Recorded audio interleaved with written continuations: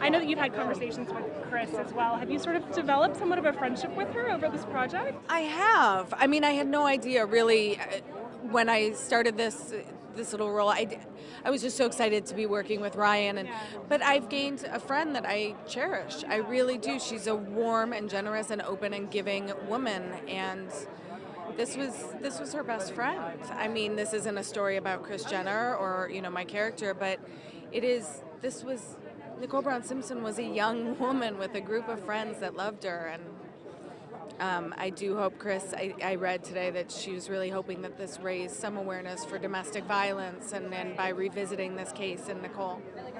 But I love Kris. What surprised you the most in talking with her about this time?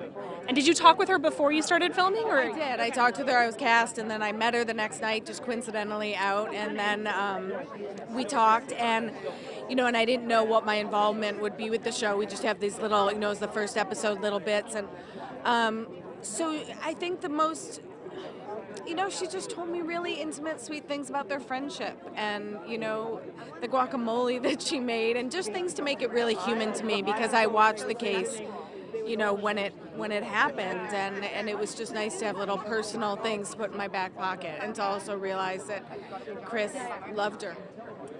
Can you talk about just physically transforming into Kris? And had you ever been told beforehand that you look like her? I had been told. I mean, we're both brunettes, and but Kris has these really beautiful eyes and eyelashes, and I can't compare. I mean, that Kardashian face and that Kris Jenner face, it's pretty incredible.